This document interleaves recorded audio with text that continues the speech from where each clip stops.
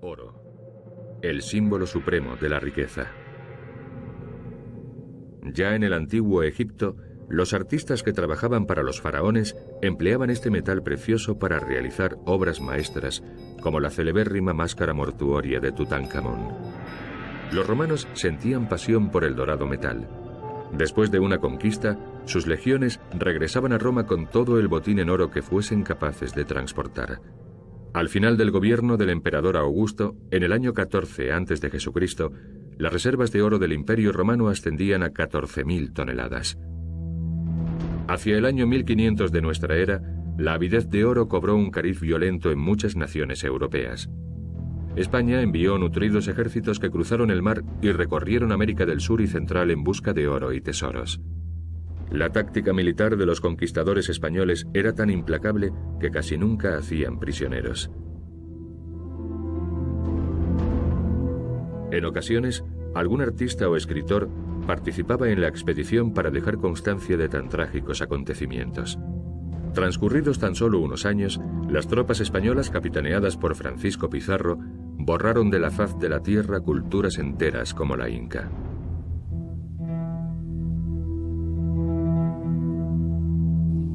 ¿Quiénes eran los incas? Sus orígenes se pierden en la noche de los tiempos. No obstante, según una teoría actual, los incas, como todos los pueblos precolombinos, eran descendientes de los asiáticos que hace unos 40.000 años emigraron a través del estrecho de Bering, aprovechando la gruesa capa de hielo que comunicaba ambos continentes. Tras ganar las regiones septentrionales del continente hace unos 24.000 años, aquellas gentes comenzaron a trasladarse hacia el sur. Gracias a una serie de utensilios líticos hallados recientemente, sabemos que los pioneros arribaron a Perú hace unos 18.000 años. En las más altas cumbres de los Andes, fundaron una poderosa y avanzadísima civilización. Cómo lo lograron sigue constituyendo un enigma. El vocablo quechua, inca, significa gobernante, caudillo. Sin embargo, originalmente debió de ser el gentilicio de una tribu que habitaba los aledaños del Titicaca, un lago enclavado entre las modernas naciones de Perú y Bolivia, que por aquel entonces se consideraba sagrado. La gran masa lacustre, que se sitúa a una altura de 3.800 metros sobre el nivel del mar, es el lago navegable de mayor altitud del globo. Posiblemente, el paisaje siga siendo tal y como lo conocieron los conquistadores. Los indios que aún pueblan estos parajes continúan navegando en balsas idénticas a las de sus ancestros. Sus embarcaciones están confeccionadas con totora, una variedad de caña silvestre que crece a orillas del Titicaca. Las balsas no son nada duraderas. Al cabo de solo 2 años, la totora se encuentra tan empapada que la embarcación se torna ingobernable y cae en desuso. Como sus antepasados, los indios siguen sirviéndose de la totora para fabricar sus viviendas, lechos y prácticamente todos sus enseres domésticos. Y por increíble que parezca, el mismísimo terreno sobre el que se asentó la población indígena se creó apilando numerosas capas de totora que con el decurso de los siglos fueron conformando islotes flotantes. Al decir de algunos arqueólogos, desde poblados como este los indios emprendieron su migración hacia el norte, donde erigieron Cuzco, la capital del Imperio Inca, hacia el año 1100 de nuestra era.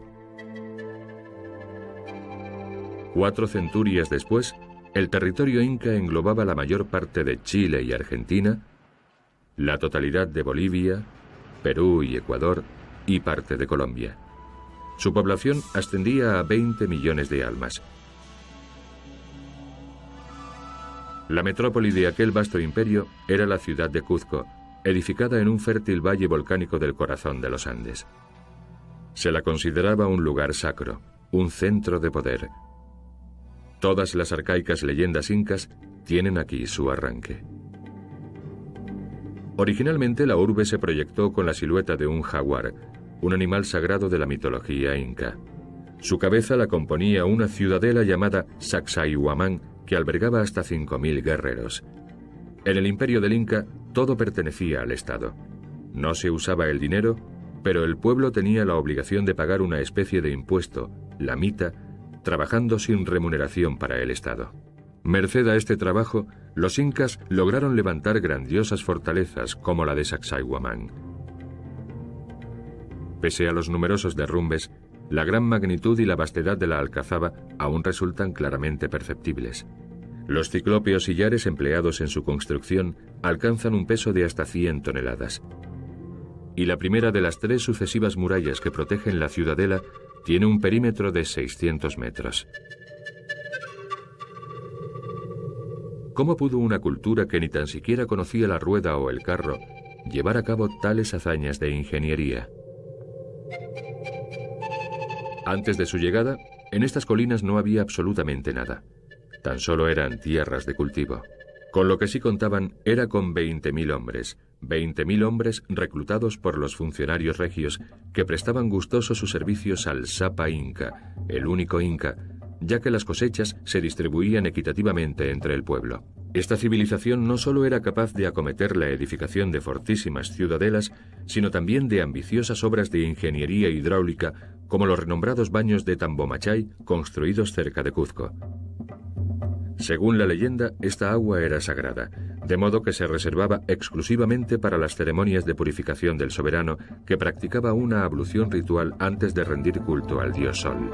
Según todas las fuentes, los incas vivieron en paz durante siglos. Mas en 1535 irrumpieron los soldados españoles. Inicialmente, la belleza de estos parajes debió de subyugarlos. Sin embargo, su codicia de oro y riquezas los impelió al saqueo y la masacre de la población nativa. Cuzco fue despojada de sus tesoros. Los templos fueron derruidos y sus piedras se utilizaron para erigir la colonia española. Se podría afirmar que Cuzco es una ciudad tan solo parcialmente colonial. La base de los actuales edificios, con sus sillares cuadrangulares típicamente pulimentados y trabados entre sí, data de los tiempos de los incas. Los españoles trataron de levantar sus edificaciones sobre el arranque de sus muros. Sin embargo, las estructuras arquitectónicas pronto se derrumbaron a causa de los reiterados seísmos. No sucedió lo mismo con los muros ciclópeos construidos por los incas, que habían sido alzados teniendo en cuenta las destructivas fuerzas de la naturaleza. La iglesia y convento de Santo Domingo son buenos ejemplos de cuanto sucedió aquí. Se levantaron sobre el antiguo Templo del Sol, Coricancha, es decir, el recinto de oro, el santuario más destacado de Cuzco. Desgraciadamente poco pervive de su antiguo esplendor, excepción sea hecha de algunos muros de contención y unas pocas terrazas. Recién construido, sin embargo, el Templo del Sol ocupaba una superficie cuadrangular de 160.000 metros cuadrados. En su recinto se encontraban la Pampa del Sol, el Llano del Sol, y el Jardín del Sol, ornado con estatuas áureas de tamaño natural que representaban flores, plantas y animales. Sus muros estaban cubiertos por 700 hojas de oro de casi 2 kilos cada una. Y en su interior se custodiaban magníficas riquezas, entre las que se contaban las momias reales, ataviadas con ropajes de vivísimos colores, adornadas con joyas y los rostros embellecidos con láminas de oro. Buena parte de esos tesoros hoy se expone en el Museo del Oro de Perú, en Lima. Aquí podemos obsequiarnos con su belleza, pero no podemos por menos de evocar la desenfrenada pasión que obligó al hombre a cometer los crímenes del asesinato y el latrocinio.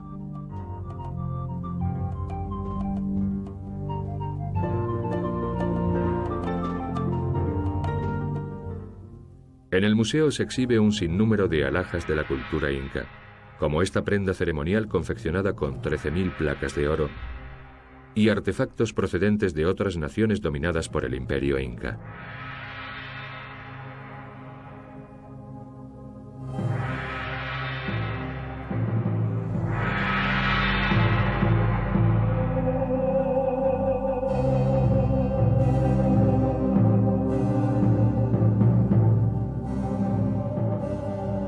Los españoles se quedaron admirados al contemplar la forma en que los incas habían erigido sus monumentos. Aún hoy podemos hacernos una idea de las habilidades constructivas del pueblo inca admirando la célebre piedra de los 12 ángulos. Los sillares de diversas formas se encuentran encajados entre sí sin emplear cal ni argamasa alguna. Están colocados con tal precisión que resulta imposible introducir entre ellos la hoja de un cuchillo. He aquí la imagen que debía de ofrecer el Templo del Sol. Ahora podemos comprender la estupefacción de los conquistadores españoles al descubrir uno de los lugares más sagrados del imperio inca. Un complejo atestado de estatuas de oro y obras de arte de las que cualquier museo se sentiría orgulloso. Sin embargo, en lugar de preservar aquellos hermosos artefactos, buena parte de los más magníficos tesoros de la humanidad se perdió irremediablemente.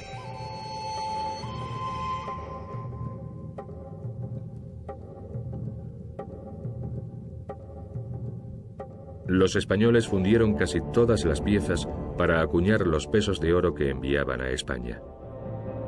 Los moradores de Cuzco no corrieron mejor suerte. Se trataba de indefensos agricultores y obreros de la construcción, sin preparación alguna para encararse con un enemigo tan cruel como los conquistadores.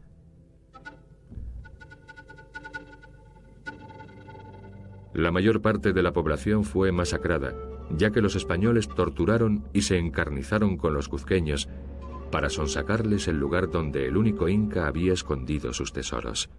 Los españoles estaban convencidos de que los incas habían atesorado sus riquezas en ciudades ocultas entre las montañas andinas. Una de aquellas poblaciones permaneció olvidada durante siglos hasta que el historiador estadounidense Hiram Bingham la descubrió en 1911. Se trataba de la ciudad perdida de Machu Picchu. Su hallazgo suscitó diversas dudas. ¿Qué función tenía Machu Picchu en la época de la conquista? ¿Por qué no la encontraron los españoles? ¿Fue realmente el último reducto de los incas? Por el momento, estas preguntas carecen de respuesta.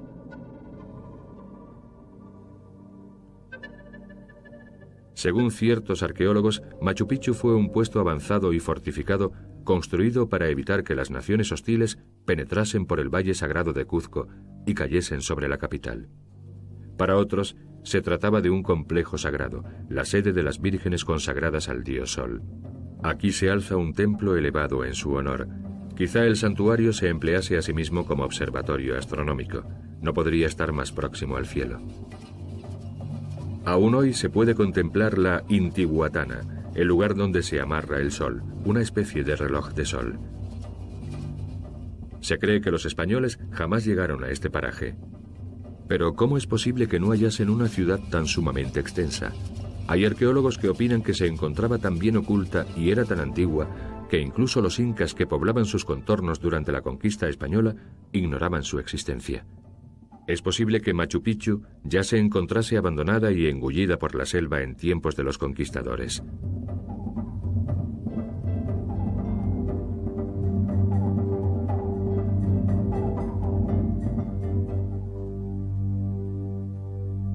Pero algo sí es seguro.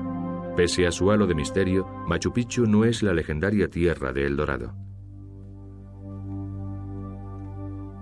En ese caso, ¿dónde se hallaba El Dorado? El mítico Reino de Oro, la ciudad de muros forrados de oro y parques con árboles y flores de oro. La ciudad de los sueños de cualquier hombre, inconcebiblemente rica en alhajas y piedras preciosas. ¿Era el lugar a donde habían huido los incas con su oro al irrumpir los conquistadores? De ser así, tendrían que haber abandonado el país.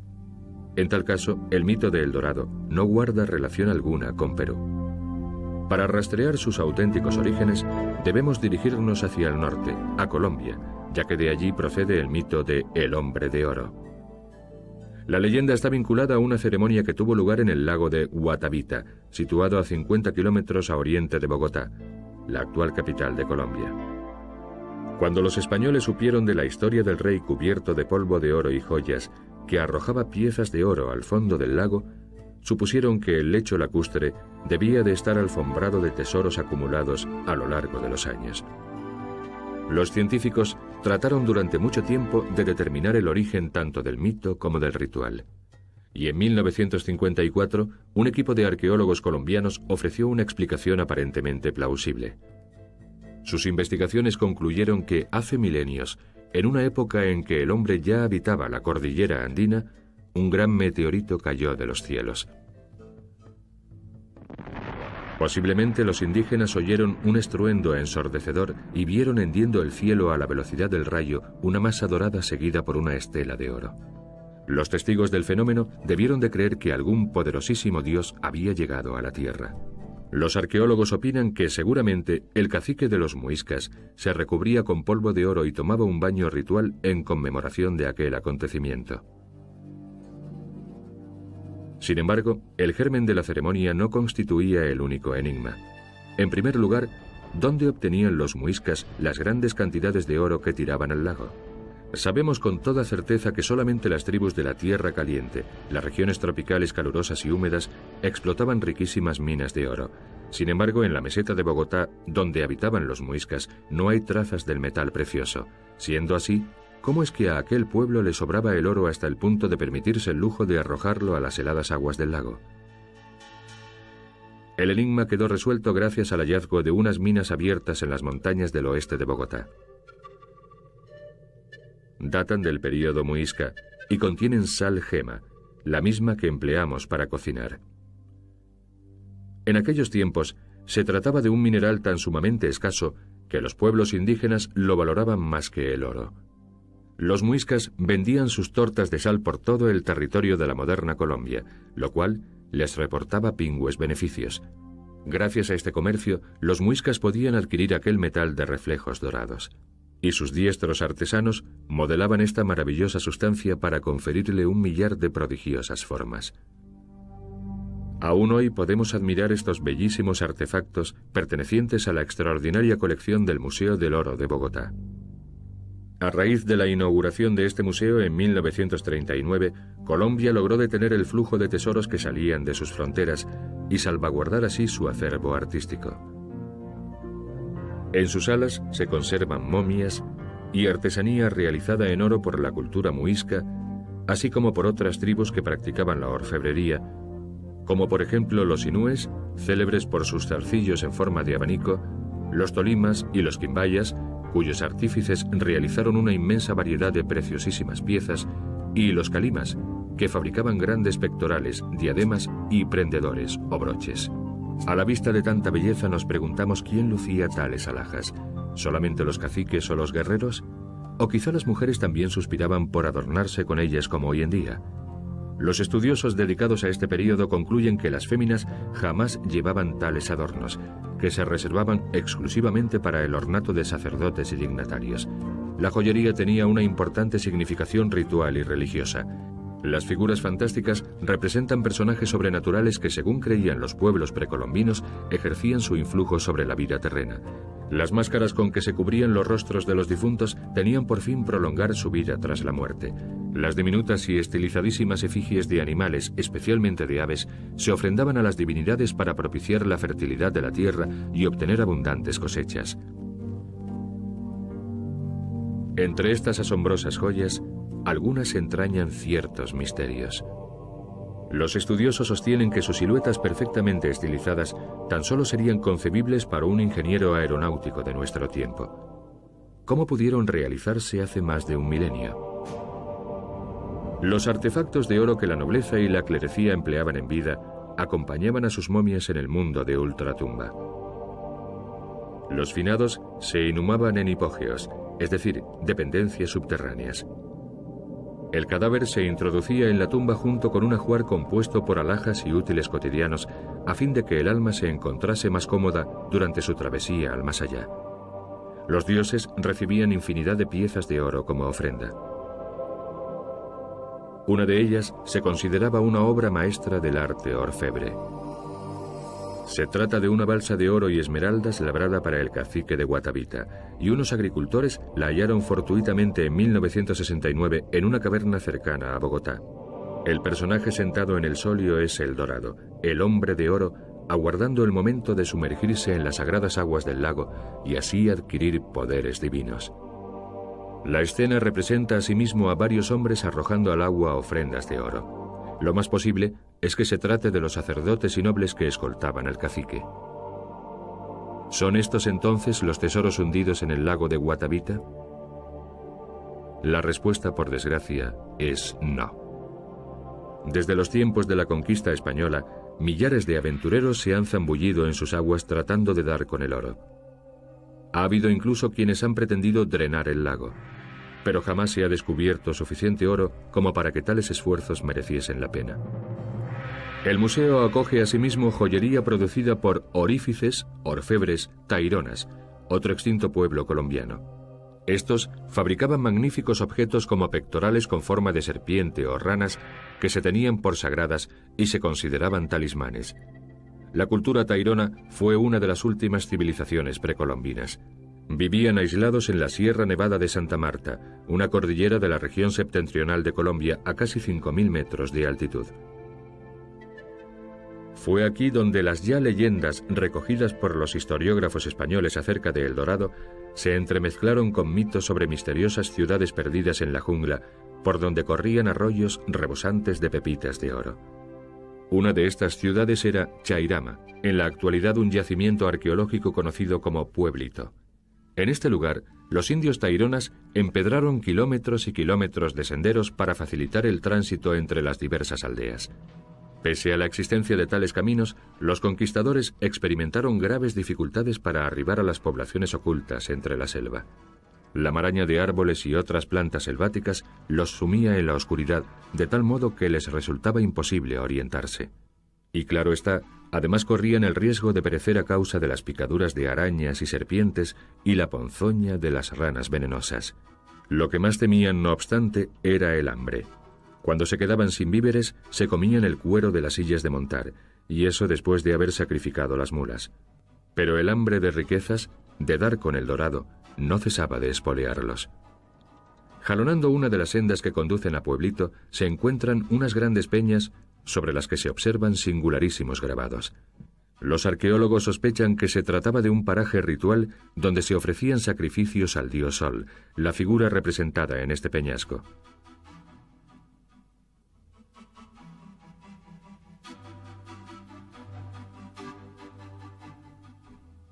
Chairama acogió en tiempos varios miles de pobladores que vivían en chozas de madera y paja construidas sobre círculos de piedras. Un sistema de atarjeas evacuaba el agua de la ciudad, previniéndose así eventuales inundaciones. Se podría pensar que este es uno de esos riachuelos desbordados de oro que protagonizan las leyendas y las pinturas indígenas. Sin embargo, los reflejos dorados no se deben al oro, sino a la presencia de mica, un mineral de similares cualidades reflectantes. Irónicamente, los nativos lo llamaban oro español. Estos son los herederos del pueblo tairona que habitaba la arcaica ciudad. Pertenecen a la tribu llamada Kogi. Los Kogi conservan ciertas costumbres y tradiciones legadas por sus ancestros. Los taironas temían que los españoles llegasen inopinadamente y no dejasen tras de sí más que un rastro de muerte y destrucción. Para evitar verse sorprendidos, los tairona solaron las vías de acceso a la población con losas pulimentadas sobre las que resonaban las pisadas de hombres o bestias. Después de 500 años, estas piedras siguen cumpliendo con su cometido original. Desgraciadamente, esta señal no bastó para salvar a los tairona, de modo que acabaron corriendo idéntica suerte que las restantes culturas precolombinas, para quienes el mito de El Dorado no supuso sino inenarrables padecimientos. La búsqueda de El Dorado supuso la debacle para unas poblaciones indígenas que trataban de desarrollar su civilización. Fue una verdadera desgracia que acabasen siendo víctimas de unos hombres poseídos por una irrefrenable codicia. Aunque El Dorado jamás se encontró, la búsqueda aún no ha cesado. Los artefactos y alhajas áureas que sobrevivieron a aquellas antiguas civilizaciones impelen a los Indiana Jones de nuestro tiempo a abrirse paso a machetazos por las selvas sudamericanas en pos de la ciudad perdida de los sueños del hombre. La leyenda de El Dorado pervive.